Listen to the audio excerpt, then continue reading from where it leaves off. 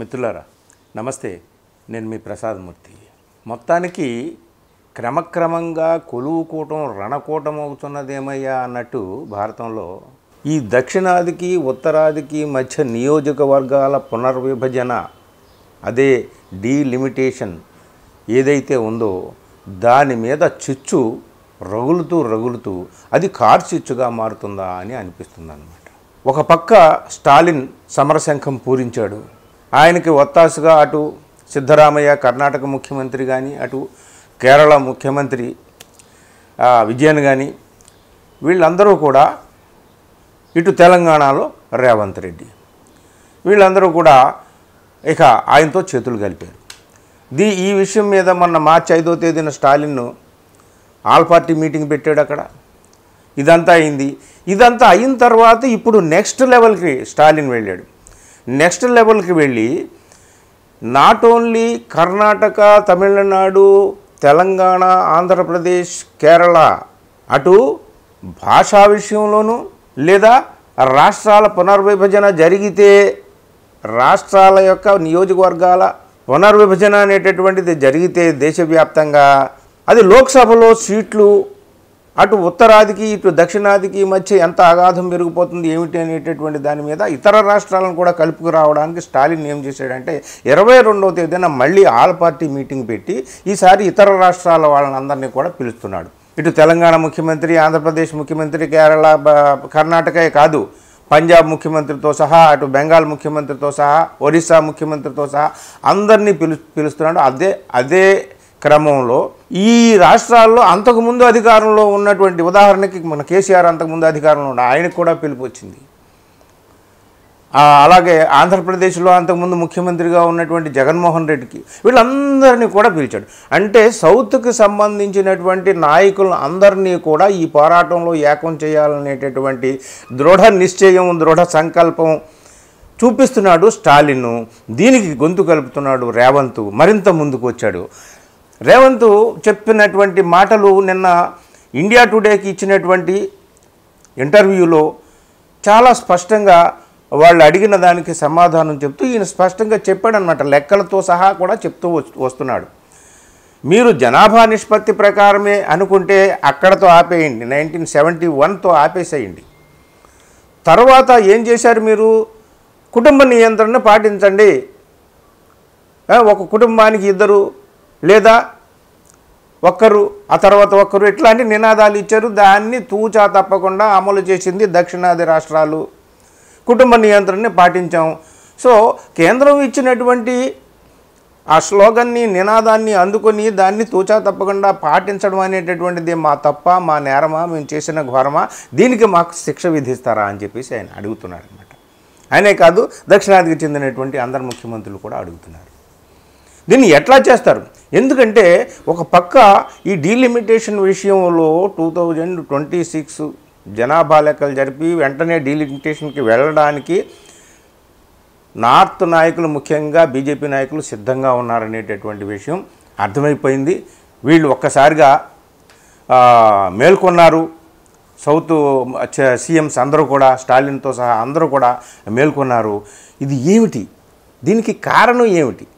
మీరు జనాభా నిష్పత్తి ప్రకారం అయితే మాకు అన్యాయం జరుగుతుంది, ఎందుకంటే మాకు ఉన్న సీట్లు కూడా పోతాయి, వాళ్ళకి ఉత్తరాదికి విపరీతంగా పెరుగుతాయి. పోనీ ఇంకొక పద్ధతిలో 50%, ఇప్పుడున్నటువంటి సీట్లనే 50% రేషియోలో పెంచుదాము అనుకుంటే ఆ విధంగా కూడా అన్యాయం జరుగుతుందని చెప్పేసి రేవంత్ రెడ్డి ఒక ఉదాహరణ కూడా చెప్పాడు. ఉదాహరణకి యూపీకి 80 సీట్లు ఉన్నాయి. 50% పెరిగితే యూపీకి ఎన్ని పెరుగుతాయి? 120 అవుతాయి. అదే తమిళనాడుకి 39 ఉన్నాయి అనుకుందాం, దానికి ఎన్ని పెరుగుతాయి? 60 అవుతాయి. అంటే వ్యత్యాసం చూడండి. కేవలం ఇప్పుడు యూపీకి తమిళనాడుకి ఉన్న సీట్లలో వ్యత్యాసం 20, మనకి దాదాపు 40 వ్యత్యాసం ఉంది కదా, రెట్టింపు ఉన్నాయి కదా. ఇప్పుడు 50% రేషియోలో పెంచితే ఏమవుతుందా అంటే సగానికి సగం తేడా వచ్చేస్తుంది. వాళ్ళ 160 అవుతుంది, వాళ్ళకి 120 అవుతుంది, వీళ్ళకి 60 అవుతుంది అనుకుందాం. సో ఈ విధంగా చూసినా సరే చాలా వరకు ఉత్తరాది ప్రాబల్యం పెరిగిపోతుంది, ఉత్తరాది యొక్క ప్రాతినిధ్యం లోక్సభలో విపరీతంగా పెరిగిపోతుంది అని చెబుతూ రేవంత్ రెడ్డి చెప్పింది ఏమిటయా అంటే, ఎటు తిరిగి ఎటు వచ్చినా సరే ఇప్పుడున్నటువంటి 126 సీట్లు ఏవైతే ఉన్నాయో వీటిల్లో దాదాపు ఒక 25 ఎన్నో ఇప్పుడు బీజేపీకి ఉన్నాయి. సో సౌత్ని ఏ విధంగా చూసినా, ఎంత ప్రయత్నం చేసినా సౌత్లో పాగా వేయడం అనేటటువంటిది బీజేపీ వాళ్ళకి వీలు కావటం లేదు. అందుకని ఈ దక్షిణాది రాష్ట్రాల మీద కక్ష తీర్చుకోవడానికే బీజేపీ వారు ఇప్పుడు డీలిమిటేషన్ అనేటటువంటి దాన్ని ముందుకు తీసుకొస్తున్నారు. అసలు ఈ సౌత్తో మనకు ప్రమేయం లేకుండా, ఈ దక్షిణాది ఓట్లతో కానీ సీట్లతో కానీ ప్రమేయం లేకుండా అన్ని పనులు మనం చేసేసుకోవచ్చు. ఎప్పుడు మనకు దక్షిణాది వారి ఓటింగ్తో ఏమాత్రం ప్రమేయం లేకుండా మన బలంతో, మన శక్తితో, మన సీట్లతో, మన ఓట్లతో మనమే ముందుకు పోయేటటువంటి అవకాశం ఏముంది అని ఆలోచిస్తే వాళ్ళకి డీలిమిటేషన్, నియోజకవర్గాల పునర్విభజీకరణ. సో ఇది జరిగితేనే తప్ప కుదరదు. సో సౌత్ మీద కక్ష సాధించడానికి, కక్ష సాధింపు చర్యగానే వీళ్ళు వెళ్తున్నారు అని చెప్పేసి అంటున్నారనమాట రేవంత్ రెడ్డి. సరే, స్టాలిన్ అన్నట్టు పోనీ 30 సంవత్సరాలు వెనక్కి నింటితే మళ్ళీ ఇప్పుడు 26 కాదు, జనాభా లెక్కలు తీయండి, దాని ప్రకారం ఎవరి వాటాకి ఎంత దక్కాలి ఏమిటి అనేటటువంటిది అది వేరే విషయం. కానీ నియోజకవర్గాల పునర్విభజీకరణ అనేటటువంటిది జనాభా లెక్కల ప్రకారం ఉండకూడదు. సో దీన్ని ఇట్లా ఆపండి, ప్రస్తుతానికి 30 సంవత్సరాలు ఆపమని స్టాలిన్ అన్నాడు కదా, 30 సంవత్సరాలు ఆపండి. అప్పుడు ఏం చేస్తారంటే మేము కూడా జనాభాను పెంచుకుంటామని చెప్పేసి వీళ్ళు ఏదో సర్కాస్టిక్గా మాట్లాడుతున్నారు, కానీ it is not the solution. So rational solution ఏమిటి, హేతుబద్ధమైనటువంటి పరిష్కారం ఏంటి, అది ఆలోచించాలన్నమాట. సో అది ఆలోచించి కేంద్రం ఎందుకు అందరినీ పిలవట్లేదు, ఆల్ పార్టీ మీటింగ్ ఎందుకు పెట్టట్లేదు, ఇటు దక్షిణాది నుంచి అటు ఉత్తరాది నుంచి అన్ని రాష్ట్రాల ప్రాతినిధ్యంతో ఒక సభ ఎందుకు పెట్టట్లేదు, ఈ విషయం మీద సంపూర్ణమైనటువంటి చర్చ ఎందుకు సాగించటం లేదు, అందరి ఆమోదయోగ్యమైనటువంటి ఒక నిర్ణయానికి రావడానికి అందరితో కలిసి సంపూర్ణమైనటువంటి చర్చ జరగాలి కదా. ఇది సౌత్ నాయకులందరూ కూడా ఇప్పుడు అడుగుతున్నారన్నమాట మిత్రులారా. సో రాను రాను ఏమవుతుంది, ఇటు వీళ్ళు అందరూ కూడా సమీకృతం అవుతున్నారు. స్టాలిన్ సమరశంఖం పూరించాడు, దానికి సిద్ధరామయ్య, విజయన్ వీళ్ళందరితో పాటు రేవంత్ రెడ్డి కూడా ముందుకు వచ్చాడు. నేను కూడా ఇప్పుడు ఆల్ పార్టీ మీటింగ్ పెడతానని రేవంత్ రెడ్డి కూడా అంటున్నాడు ఈ విషయంలో. సో ఇప్పుడు అంటే ఎప్పుడో చేతులు కాలేక ఆకులు పట్టుకున్నట్టు అంతా అయిపోయిన తర్వాత అరిచి గీ పెట్టినా సరే ఎవడు వినడు. కేంద్రంలో మీ గోడు, మీ ఆవేదన, మీ ఆందోళన ఎవడో పట్టించుకోడు. అందుకనే 3 చేపల కథలోలాగా సుమతిలాగా ఉండాలి. ముందొస్తున్న ప్రమాదాన్ని ముందే గమనించి సుమతి అనే చేప ఎలాగైతే తన దారిని తాను చూసుకొని వెళ్ళిపోతుందో సురక్షితమైన ప్రాంతానికి, అట్లాగా ఉండాలి. అందుకని వీళ్ళు ఇప్పుడే మేల్కొన్నారనమాట. ఇప్పుడు మేల్కొనకపోతే చాలా ప్రమాదం జరుగుతుంది.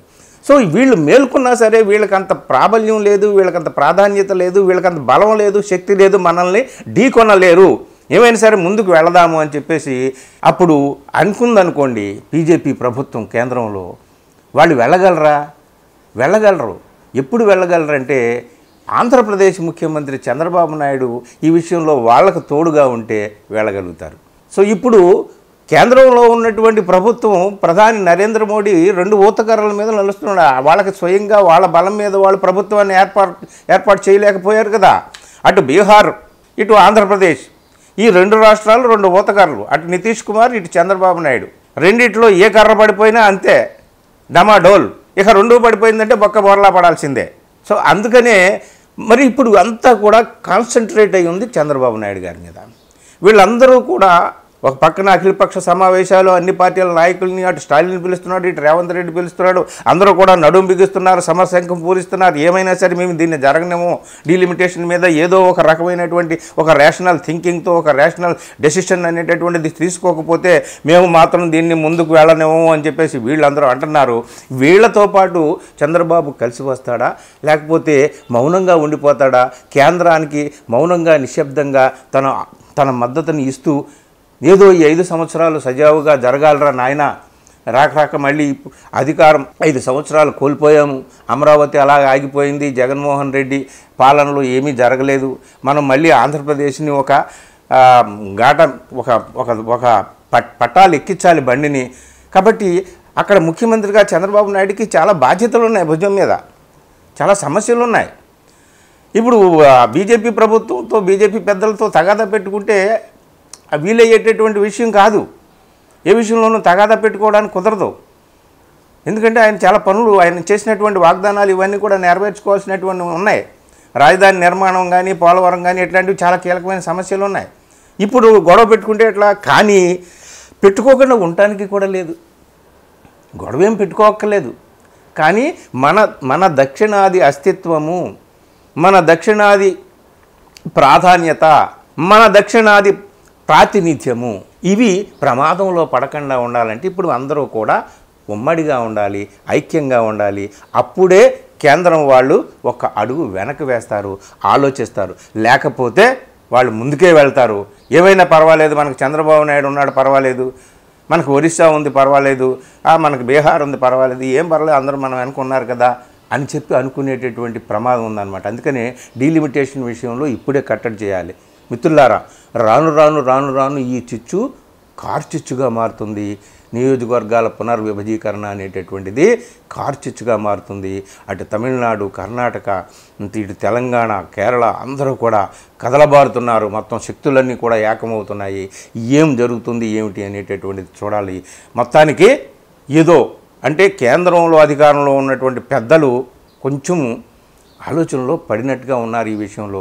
కానీ వాళ్ళు నోరు మెదపటం లేదు. ఇటు సౌత్ నుంచి ఇన్ని గర్జనలు వినిపిస్తున్నా సరే, వీళ్ళందరూ ఏకమవుతున్నా సరే, అటు మీకు మేమేం అన్యాయం చేయమని చెప్పేసి చెప్పట్లే. ఒక మాట అనేసి వెళ్ళిపోయాడు మొన్న మధ్య అమిత్ షా తమిళనాడు వచ్చి, డీలిమిటేషన్ జరిగితే తమిళనాడుకి ఒక్క సీటు కూడా తగ్గదు అని చెప్పి. అప్పుడే అర్థమైపోయింది తమిళనాడుకి ఒక్క సీటు కూడా తగ్గదు, ఉత్తరాది వాళ్ళకి సీట్లన్నీ పెరిగిపోతాయి. అదేంటి? అప్పుడేమైంది? అమ్మో ఏదో తిక్రంబాయి జరుగుతుంది, ఏదో మొత్తానికి లోపలే చాప కింద ఏదో జరుగుతుందిరా బాబు, తెనవరకు ఏదో జరుగుతుందని చెప్పి స్టాలిన్ ఒక్కసారిగా అలర్ట్ అయిపోయాడు. అన్ని సౌత్ లీడర్స్ని అలర్ట్ చేసేసాడు అనమాట. సో మిత్రులారా, చిన్న అగ్గి రవ్వగా మొదలైనటువంటి ఈ నియోజకవర్గాల పునర్విభజీకరణ అనేటటువంటి సమస్య ఇప్పుడు పెను చిచ్చుగా మారింది, దావానలంగా మారింది. ఇది ఏ దిశగా వెళుతుంది, ఏ విధమైనటువంటి పరిణామాలు ఈ దేశంలో సంభవిస్తాయి అనేటటువంటి చూడాలి. మొత్తం అందరూ కూడా దక్షిణాది వాళ్ళందరూ ఏకమవుతారా? Irrespective of political parties, caste, creed, religion వీటినన్నింటినీ కూడా పక్కకు పెట్టి అందరూ ఏకమవుతారా? అధికార పక్షాలు, ప్రతిపక్షాలు అందరూ ఏకమవుతారా? వీళ్ళతో పాటు చంద్రబాబు నాయుడు గారు కూడా చేతులు కలుపుతారా? తన ఉనికికి, తన రాజకీయాలకి ఎలాంటి ప్రమాదం లేకుండా తెలివైన నిర్ణయం తీసుకొని చంద్రబాబు గారు ముందుకు వెళ్ళేటటువంటి ఆ చొరవ, ఆ విధమైనటువంటిది ఆయన చూపిస్తారా? ఇట్లాంటి విషయంలో చాలా నేర్పుగా, చతురతగా వ్యవహరించడంలో చంద్రబాబుకి పెట్టింది పేరు. ఆయనకు ప్రమాదం రాకుండా, అట్లాగే రాజకీయాల్లో కూడా ఎట్లాంటి ప్రమాదం రాకుండా తన అస్తిత్వాన్ని కాపాడుకోవడంలో చంద్రబాబుకి వెనతో పెట్టినటువంటి విద్య అదంతా కూడా ఆయనకు తెలుసు. ఈ విషయంలో, దక్షిణాది విషయంలో ఆయన ఏ విధంగా స్పందిస్తారు, వీళ్ళందరితో ఏ విధంగా ఆయన కలిసి వస్తారో ఏమిటి అనేటటువంటి చూడాలి. కానీ మొత్తానికి డీలిమిటేషన్ సమస్య అనేటటువంటిది తీవ్రమైపోయింది. ఇప్పుడే ఫోర్ ఫ్రంట్గా వచ్చింది. ఈ ఒక్క సమస్య ఇప్పుడు దేశంలో అటు నార్త్, ఇటు సౌత్ మధ్యలో యుద్ధ వాతావరణం. ఏం జరుగుతుందో చూడాలి. మిత్రులారా, థ్యాంక్ యూ.